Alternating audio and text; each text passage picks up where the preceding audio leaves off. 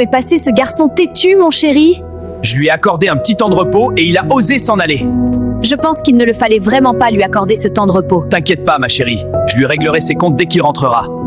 J'ai même appris de ses camarades qu'il est allé dans la rue propager sa folie. Il va me sentir à son retour. Je passerai au niveau supérieur. Compte sur moi. Je suis très heureux de te voir si impliqué dans les choses de Dieu, mon fils. Il t'utilise puissamment.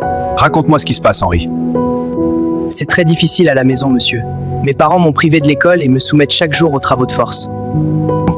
Mes camarades de classe se moquent de moi. Je reçois d'eux les moqueries et les injures. C'est pas facile, monsieur.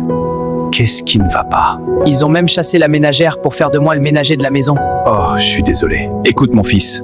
N'en veux pas à tes parents. Ce n'est pas contre eux que tu combats, mais contre le diable qui veut te garder en captivité. Le diable a fait croire à tes parents que Dieu n'existe pas.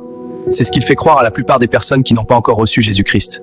C'est la raison pour laquelle tes parents agissent ainsi, Henri. Ils pensent pouvoir bien faire. Le diable les utilise pour te rendre la vie compliquée afin que tu renies ta foi. Mais mon fils, le Dieu que tu as choisi de suivre est plus fort que ces principautés des ténèbres. Ceux qui sont avec nous sont plus nombreux que ceux qui sont contre nous.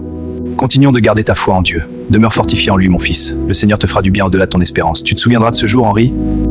Merci infiniment pour ces exhortations et ces encouragements, papa. Excusez-moi, je veux dire monsieur. Pas de problème, mon garçon.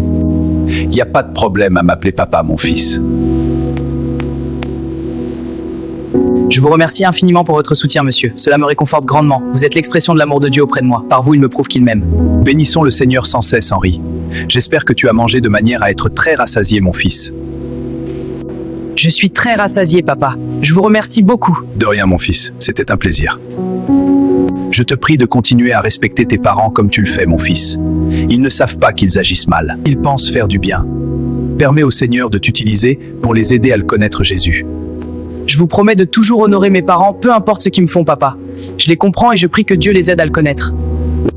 À présent, prions, mon fils. Seigneur, je te remercie pour ce que tu fais dans la vie de Henri. Je te remercie pour ta manifestation dans sa vie, pour son soutien dans ces moments de crise.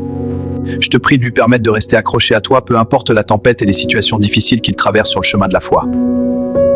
Comme David devant Goliath, rassure-le. Comme Joseph vis-à-vis de ses frères, remplis-le d'amour immense pour ses parents. Donne-lui à grandir en toi et à être une preuve vivante de ton existence au nom puissant de Jésus-Christ. Amen. Merci d'être avec moi, Seigneur Jésus.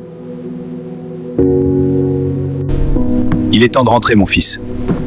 Prends courage, mon fils, nous sommes du côté des vainqueurs. D'où sors-tu? Ne t'ai-je pas demandé de repasser travailler après? Papa, ferme-moi ta bouche très rapidement. Je ne veux pas trop parler cette fois-ci. Entre porter tes choses et quitte ma maison. Va où tu veux, je m'en fous. Sors de chez moi et dégage de ma vie. Dépêche-toi et quitte-le chez moi.